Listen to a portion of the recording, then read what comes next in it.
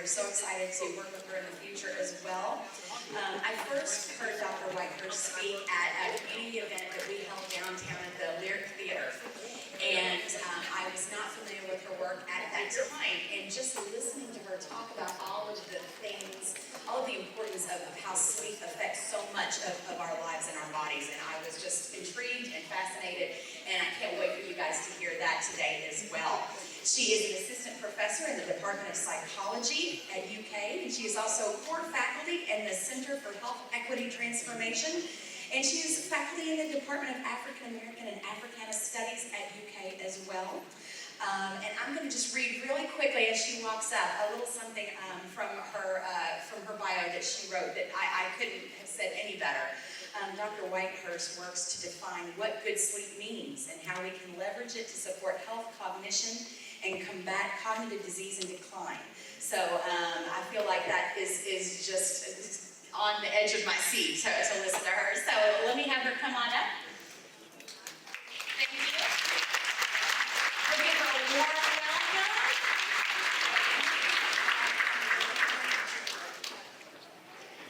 All right, thank you so much for that. Only 2 steps, okay. All right.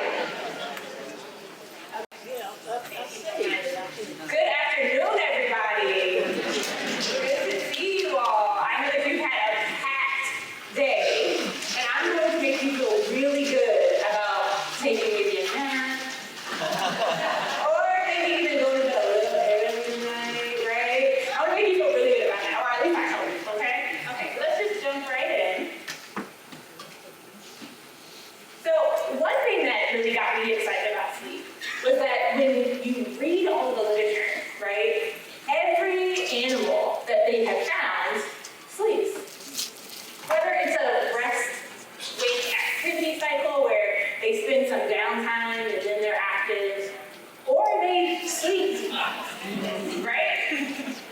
And that's usually defined by very specific posture, right? Like you can imagine your dogs, they usually like to sleep curled up with their tummy covered. Or you get birds, they actually sleep perched. Dolphins, really interestingly, actually sleep with one part of their brain active and the other half of their brain sleeping. Right? So things have adapted across development of different species to really support the act of sleeping.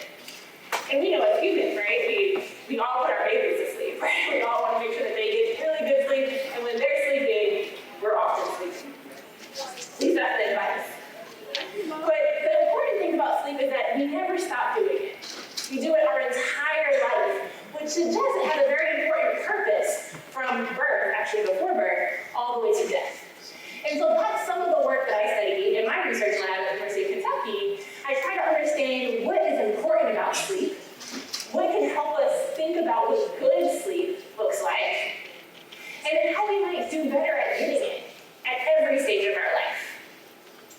So we know that when children sleep, good things happen for them. They develop their motor skills, they learn how to use their fingers. I actually have a nephew who has cerebral palsy, and sleep is so important for him to figure out all the little motor movements that are a little bit harder for him than maybe other kids his age. And when adults sleep, the good things still keep happening for us, which is great, right? Everybody say thank you that we can still sleep, right? And so when we fall asleep at night, one of the things that we really study in our lab and we're really excited about is that we actually learn better. We learn better. And this is one of the reasons we think sleep may have adapted over time for humans, is because when our brains aren't constantly bombarded with all the information in our environment, as they are when we're awake, our brains can actually do the work of laying down memories while we're sleeping. So it takes all the stuff that we learned while we're wandering around in the day, and at nighttime we close our eyes, all that lights and sounds get kind of muffled, and we replay that information and solidify it in memories. So that in a research lab, if I tell somebody to remember some information, then I give them a nap and let them sleep. And then I test them on that information after, they will remember that information better than if I did the same thing but kept somebody awake still. So that suggests that one thing that sleep seems to be really good for is helping us hold down our memories. It also does some other good things for us. So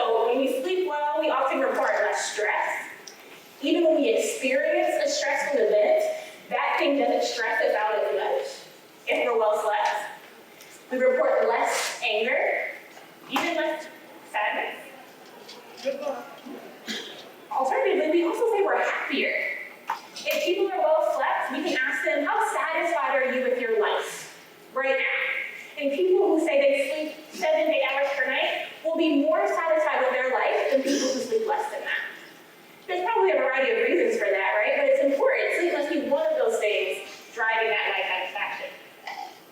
And this is the thing I get the most excited about, right? We know that there are tons of problems in the world today, right? And we may not agree on all of them, but there's things that we need to solve.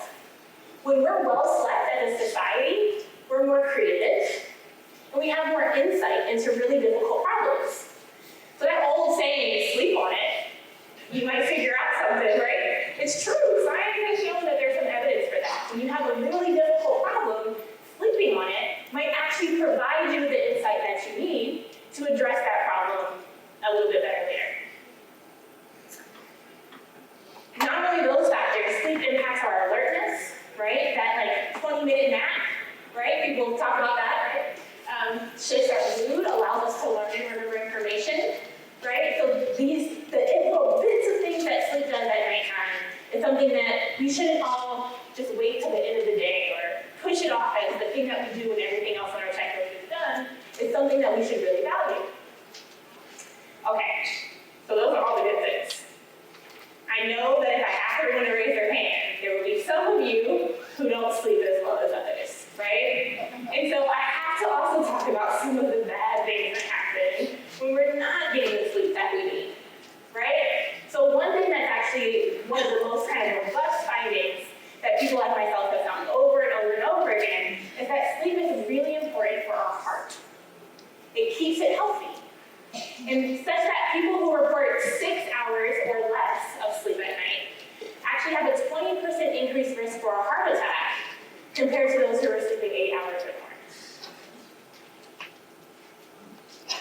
As you can imagine, if sleep is really good for alertness and really good for helping you learn and remember and even respond to information, if you're poorly slept, in this graph, people who are sleeping less than 4 hours have a much more likely chance of getting in a car accident than people who are sleeping even 5 hours or more. And what's important about this graph is that it's not just single car accidents, but also multiple cars in one accident, right? So they're really ramping up the risk for harm and injury. And then lastly, this is one of my favorite studies. So we all know that when we get sick, we need more sleep, right? You sick, you have a cold, you caught a little bug, you want to sleep a little bit more. We all know that. What they did in this study is they actually tracked people's sleep before they came to a research lab. And then they exposed them to a common cold, just a virus in the lab. And what they found was that people who were sleeping less than 5 hours before they came to the lab had a 100% increased risk of catching that common cold than people who slept 7 hours or more. So what this suggests is that it's not just you sleep when you're sick. It's actually if you don't sleep, you're more likely to get sick. And this is important given that when we walk throughout our worlds every day, we're touching doors and handles and things that everyone else touches, and we come in contact with about 10,000 pathogens that could potentially make us sick. Sleep is one of those things at night that protect us from those pathogens and keep us from getting too sick. So this is one of the studies that I love to talk about. This study is a little stark. So this study tracked a group of women for about 20 years. What they found was that those women who were sleeping 5 hours or less had an increased risk of mortality across those 20 years. Again, suggesting that sleep is doing all of these things in our body, helping maintain basic biological function, that without it, we're at greater risk even for death. Now, unfortunately, over time, more and more and more of us are not sleeping as much.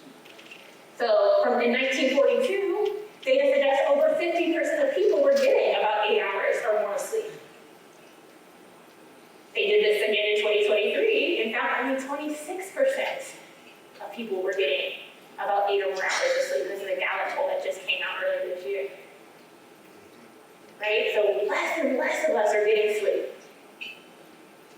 Now, when we think about adults, about 1 in 3 people, if you look around this room, are not getting the amount of sleep that they believe their body needs. About 1 in 3.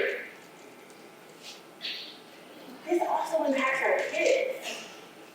So 60% or more of our children are not getting the amount of sleep that they need to do well and to learn and to go to school and get all that information and replay that night.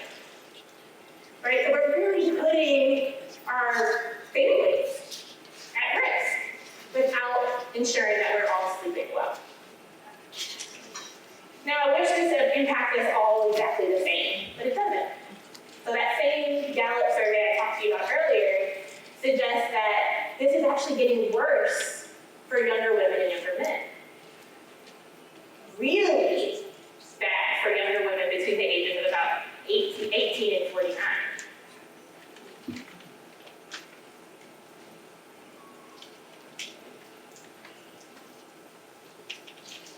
It's not maybe a complete accident, but as our sleep is getting worse, our stress is rising. Right? So as we're sleeping less, we're also reporting experiencing more and more stress. And that same group of women, 18 to 49, who are seeing the steepest decline in their sleep, are also seeing the steepest rise in their stress. So as you can imagine, if we start to address or think about what might be happening to sleep, we can also think about what might be happening or how we might be living that stress. So maybe you all have experienced this, right? You experience a stressor. Maybe somebody cuts you off really bad in traffic, or you have a disagreement or an argument with your partner or your spouse. Something that's just not unpleasant, right? In my field, we call those daily hassles. Just kind of unpleasant things that might happen to you. And when those types of things happen, it might make it hard to sleep at night. You might be replaying that situation in your head, and it's just taking up a lot of space, making it hard for you to relax. Sometimes it might be that daily hassle, you haven't resolved it, right? And that conflict is still something that you're trying to figure out a solution to. That can impact your sleep. Now, the hard part is when your sleep is impacted, one of the first things that gets dysregulated is your mood. How many of you have had a bad day after a bad night of sleep? I'll tell myself, that happens to me all the time. If I don't sleep well, I might be a little more irritable the next day.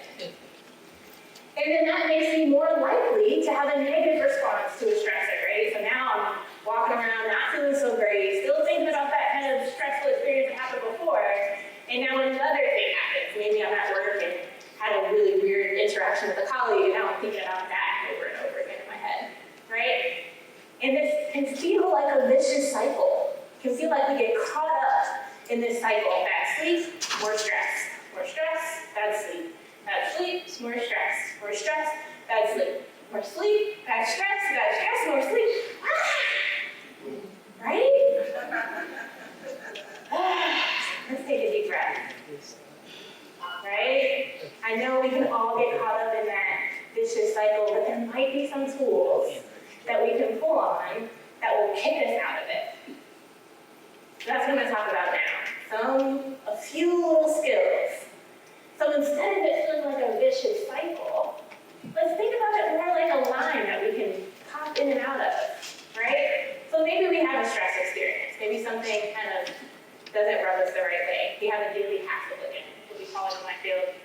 And that might lead to a night of bad sleep. That's pretty common. Something that happens, it might keep you up a little bit. And I want to normalize that. That happens pretty often. And maybe the next day isn't so great. But if you can, there are some options that you can choose. One of them might be allow yourself that nap. Right? You're having a bad day. Take that nap. Get a little bit of that sleep back that you may have lost the night before. By doing that, by giving yourself a little bit extra sleep, by going to bed early, that'll allow you to rebound your sleep and recover those negative emotions, right? Like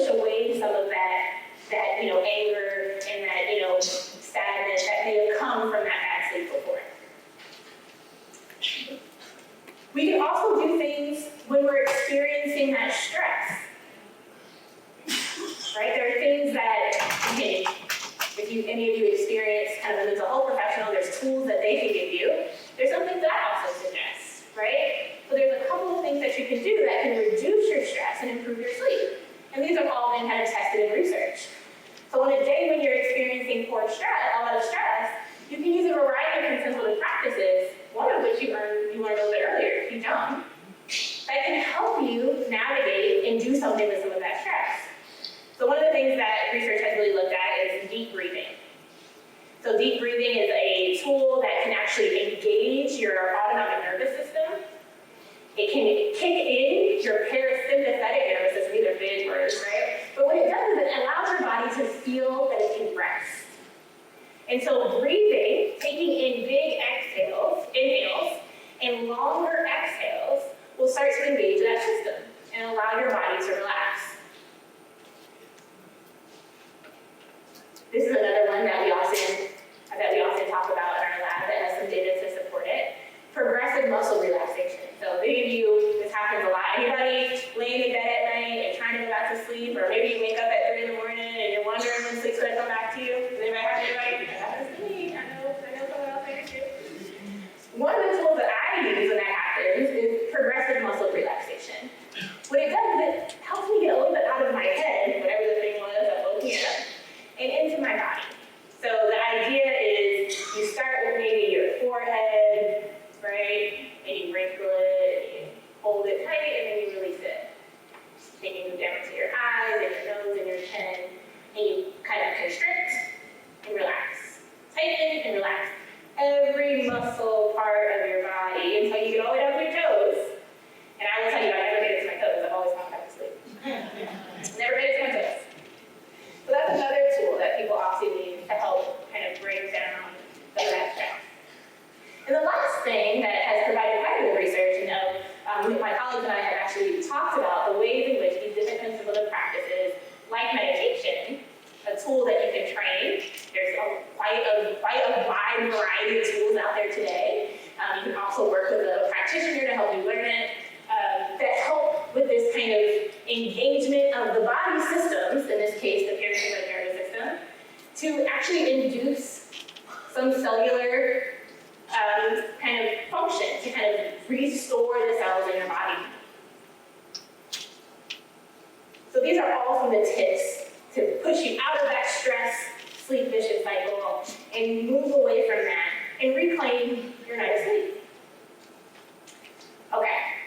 So what are some of my kind of bits and pieces, how across the lifespan we can all get a little bit of their sleep? I'm going to focus on adults today because our audience is adults. But if you want any tips for kids, please give me after. Although one of my major tips for adults is that if you treat yourself like you treat a child, the same bedtime routine that you do with a child, you'll actually sleep better too. Okay, so this is my first one. So we just talked today about how not getting enough sleep is bad for your heart. It's bad for your immune system. It's not great for your mental health, your emotions regulation. It's also really challenging for your immune health and your cognitive health. So if you care about those things, then you should care about your sleep. If you value your cardiovascular health, then you should really value your sleep. And so get rid of any of the guilt around taking a nap in the middle of the day. Get rid of any of the guilt of going to bed early, right, when you still have something on your to-do list.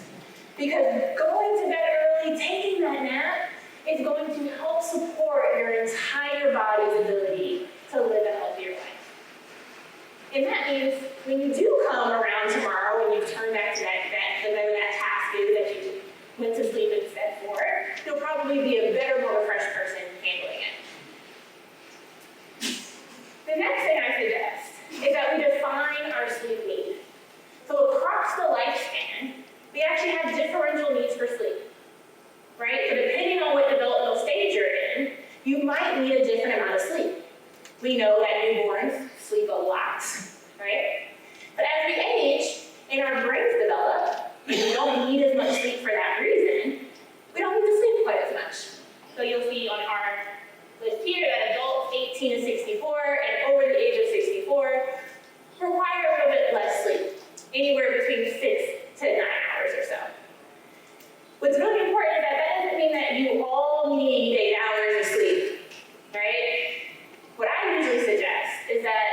when you have the time, have no alarm clock to wake you up in the morning, nothing that you have to stay up late for at night, go to bed when you're really feeling sleepy, and wake up when you feel really rested.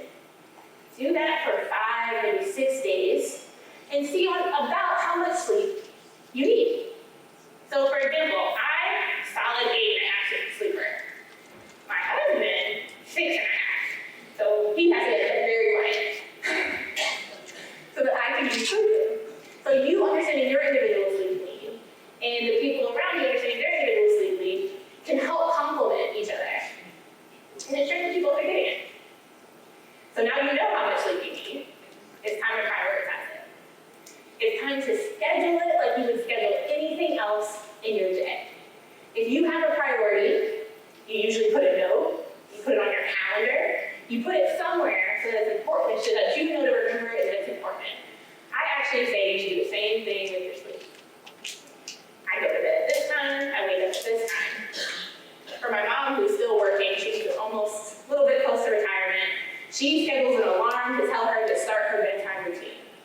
Her alarm goes off, per my suggestion, I should say she wasn't doing this before I suggested it, per my suggestion. She starts an alarm. She sets an alarm about 8, and she likes to go to bed around 11. So that gives her 3 hours to really start to wind down, get her day, get her body to the point where it's ready for sleep. And then she has an alarm in the morning because she still has a work schedule. So it's one way, but if you don't have work in the morning, to still give your body the regularity that it needs to kind of stay on schedule. The time cues that your body needs to continue to function well. And this, as I already kind of hinted, is one of my last tips, is if we treat ourselves like we treat our babies, you would all sleep better. So put yourself to bed at night. Give yourself that 3 hours to wind down, that dinner time, that bath time, that story time, right? Whether it's you want to read a book for a bit, or if you want to watch a show, right? Scheduling and timing that out and really getting yourself to your bedtime, making that a really clear stop for yourself and going to bed is really great for your sleep. This last thing might seem a little bit counterintuitive, but social support is a really valuable factor. If you're in close relationship with someone who maybe doesn't value sleep as much as you do, it can make it hard for you to get the sleep that you need, right? So ensuring that the people that you're spending your time with also value your sleep and their sleep as much as they do. Also, when we're in that kind of sleep stress space where we've experienced this big stressor and now it's hurting our sleep and we're trying to get out of that loop, talking to someone about it has been shown to really be a valuable piece to help that out. So experiencing a stressor, talking to a loved one, talking to a trusted professional, talking to someone that you really value and that can hear you is a really good way to get that out of your body, out of your mind, and it helps you get back to sleep. Okay. So with that, I have to thank all of the amazing people who without them, I would not be here. All of the grad students that visit my lab, all of the undergraduates who hang out with us all the time, and thank you.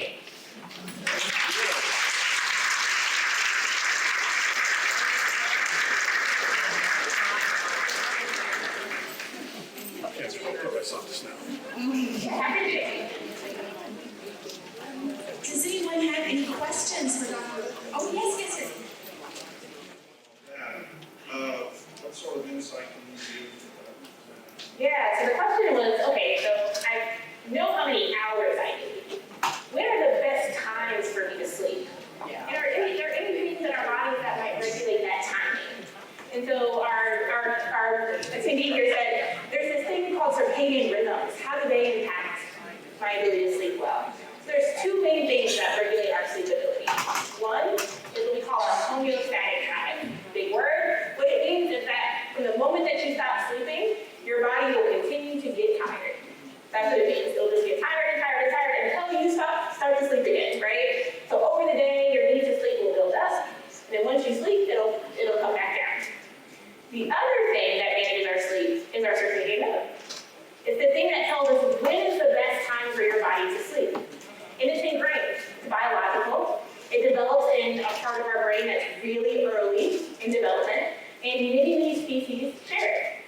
can happen. And so the circadian rhythm is rooted in a part of our brain called the hypothalamus. And what it does is it takes cues from our environment constantly, telling us, is the sun up or is the sun down? Is the sun up or is the sun down? Are you having social engagement? Are you supposed to be up? Do I need to give you resources to talk to your family and friends? Are you eating? Are you drinking? Or is it time to sleep? Are you in a rest state?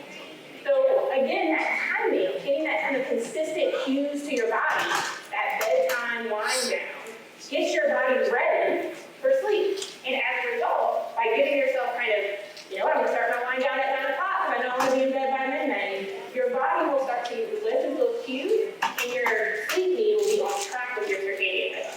So you can time those things up by the cues that you give it. The biggest cue for your circadian rhythm is light. Once you turn lights out, your body gets a cue through your eyes that it's time to start to rest. The more lights you have on your phones, in your house, the more lights you have on, the more likely your brain is going to be like, well, I guess I can still kick it, I guess I can hang out, it's still time to be up. And so turning those lights down is one of the main cues to give yourself that it's time to go to sleep. And so, to your point, we all have our circadian rhythm are described. They really go with the light and dark of our environment. So really trying to time your sleep up with the amount of sleep that you need at a good time for your body is great. And the way to do that is to turn the lights off and kind of do less of the talking and the watching TV and the hanging out too late at night. Any other questions? Yes. Absolutely. So the question is, what about dreaming? So what I'll first say is dreaming is really important to sleep science because it was mainly the reason why we started studying it in the first place. So we knew that, you fell asleep at night. There were these researchers up at the University of Chicago that had electrodes on people's brains to look at brain activity. And when you first fall asleep, your brain kind of starts to quiet a bit. And then you hit this crazy sleep stage where your brain gets more active. And if I'm looking at it in my research lab, I'm like, oh man, the brain is getting more active.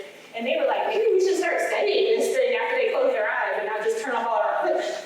And so what they found was that there was this very particular sleep stage called rapid eye movement sleep, where we do most of our very vivid dreaming. So the dreaming that you can fly, right? The nightmares that you might have. All of that happens mostly during rapid eye movement sleep. That is not to say that you don't dream in other stages. You can dream in other sleep stages. Those dreams are a little bit more mundane. I tell my college students usually, that's you sitting in class, right? That's the dreams that you probably don't remember. They feel almost like memories. And that leads me to my answer. So what is your brain potentially doing while you're asleep at night? Is that it's likely replaying all of the experiences that you've had, both across your life, sometimes the ones that you just had that day, and creating interactions and connections between those. And sometimes those things manifest as very vivid and memorable dreams. Sometimes it's just connections that your brain needs to make to help it go through its day the next day. But that's also one of the keys to that creativity and insight that we experience, is that we're able to connect things from 5 years ago to what just happened today, and make new associations and new assumptions about the world given new connections, which can allow you to solve a difficult problem. So what we often think dreaming is the replay of the cells in our brain during sleep that can be really mundane things or really new exciting things that the brain gets to create. Any other questions? Two things. What are they turning into? That's right. Don't they always train us? Absolutely. So there's two things in that question, really important things. One is this idea of our 24/7 society. Man, we never turn off. That data that I showed you from the 1940s, there was very few 24-hour convenience stores in the 1940s. Someone has to work at those 24-hour convenience stores. And so this idea of how has our society started to perpetuate sleep deprivation and normalize it across many industries now, when it may have only been a handful in the 1940s. And that's one of the big questions, because not only is it that it's perpetuated across industries, we also have different social groups that work in those industries. So now we have perpetuation of sleep deprivation on specific groups of people in our society and not others. And so it's a question that we're starting to grapple with and understand how we can create a society and cultures that recognize sleep as a right that we all need, that our bodies require to be healthy citizens. The second piece of that question was about acute sleep deprivation. So we have the first one, which is like shift work and chronic sleep deprivation. You're working this job for 4, 5, 6, 20 years. It's hard to kind of get out of that. Whereas the other one is like, I got this puppy, been in my house for 6 months, and it's completely messing up my sleep. I hope this puppy won't mess up my sleep for 5 or 6 years, but hopefully it's a 6 to 8 month process. And so our bodies are actually pretty good at adapting to short bouts of sleep deprivation. You have to be careful. We know that driving under sleep deprivation is tricky. Be careful with those types of things, right? If you really had a bad night the night before, maybe ask someone else to take you to the store. But generally speaking, our body can adapt after a little bit of sleep deprivation. We can recover, we can have extra moments of sleep. It's one thing called prophylactic napping, where you nap in preparation for sleep deprivation. You nap when you know you're going to have a bad night. And so those are some of the tools I suggest in kind of acute sleep deprivation conditions. Use your social systems, have people help support you, and nap in preparation. But that total sleep deprivation, that chronic experience of sleep deprivation, that's a societal problem. That's an industry problem that we have to kind of grapple with as a society. I have 3 siblings that are living with cancer, and they do not sleep. They're cancer patients and not sleep. Do you work at the university? Because that is a huge topic right now that we are just now exploring. Yeah, so the links between sleep and cancer. So we actually have known since 2007, the World Health Organization suggested that light at night, being exposed to light at night, is a carcinogen, right? So that shift work that we were just talking about before, being in these environments where you're exposed to light at night can really dysregulate your cells and your systems and actually propagate cancers, right? And so we know that there's a connection between them. What we don't know is that when people are experiencing treatments, when people are currently experiencing the cancers themselves, how does that really shape sleep? We're learning a little bit, there's new studies coming out, but it's a really new and hot area of research to learn more about it. Thank you for sharing that. I got 2 other questions. Well, all right, give me 2 if you're not going to do 2. It's time to get up. It seems like other people have that experience, right? I also have that experience. So sleep changes throughout our lifespan, right? So there's some folks I'll talk to a group of athletes and they can knock out, right? They have 5 minutes and they'll fall asleep and sleep for 15 minutes and then be up to a practice. And I'm like, that is a gift. Whereas other folks could do that when they were 15, 16, 17 and have a harder time doing that in their 40s, 50s, and 60s. And so the first thing I'll say is that sleep changes. So if you're expecting to sleep the same way that you slept when you were 15, 16, 17, 18, when you're 40, 50, and 60, you have to change your expectations of your sleep. So that idea of figuring out what your body needs for sleep is a process that you do every kind of life transition. So this is what I'll say to the kind of tossing and turning. Your bed should be your sleep haven. It should be the thing that once you lay in it, your body wants to go to sleep, right? So if you're in your bed and you're tossing and turning, don't work that tossing and turning out in your bed. I often say, go ahead and get up. Go to your couch. Toss and turn until you get sleepy again, and only go to your bed when you are ready to sleep. If you're tossing and turning, get up. Sometimes I'll go stretch or I'll fold clothes. Something really low with very little light. I have actually night lights plugged in around my house. I don't have to turn on my big lights when I'm up in the middle of the night. So that if I do have to get out of bed because I'm having a hard time going to bed, I can go sit on the couch, keep those little lights, and do something really light, like fold clothes or pray, whatever it is that you might find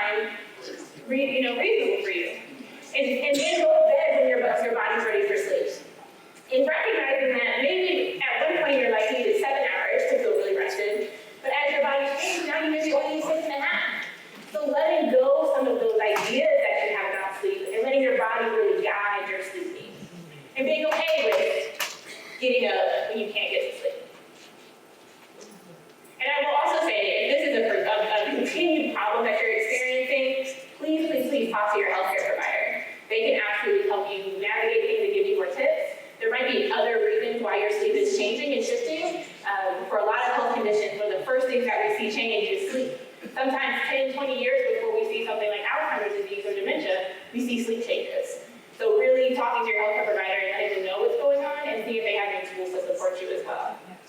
I see some other hands, I'm not sure if we have enough time, really. Did everybody hear that? He wanted to know about green noise, brown noise, white noise. Yeah, all the spectrums of noises, pink noise, there's a whole bunch of. So this is something that happens sometimes when you need some sort of, well, you've all heard of these sound machines, right? Even YouTube now, because it's like they have 12 hours of brown noise that you can play. And these are all falling in different spectrums of noise. What's important is that your brain and the neurons of your brain actually also have firing patterns, the cells in your brain, at these different spectrums. And so when you play these noise kind of sounds, it can help to suppress external noise. That's one thing that it can do. It can help so that, somebody slams the door two doors down in an apartment, you don't hear it. Or let's say your partner gets up out of bed, it kind of keeps you a little bit more asleep, right? It allows you to suppress the noise in your room. In addition, depending on that frequency, brown, pink, white, it can also lock to your brain rhythms. And so there's really kind of new technologies that are coming out that suggest that if you lock noise to your brain rhythms, it can actually increase the amount of different types of sleep that you would get. So pink noise, for example, has been locked time-wise to slow wave sleep, which is one of the times in our brain where we're really laying down those memories that I talked about before, replaying the experiences that we have throughout the day. And that when you lock pink noise to those rhythms, you can actually enhance that. That's the science of it. The machines that are out there right now don't do that. So I'll be honest, we don't have anything on the market that does that quite yet. But there's some science out there working on it, so there might be some tools available in the next 5 to 10 years that do.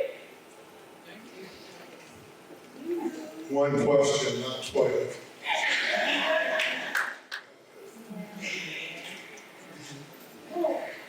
I wish I had a better answer for that. Besides reach out to mental health professionals to help support that, I feel like that is a profession that will never, it's always job security, the ones that we currently live in.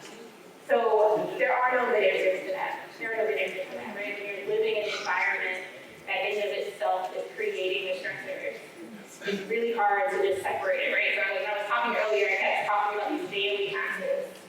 These daily hassles, right? Like, okay, a bad experience with the traffic, a bad argument with your partner, that's a single event.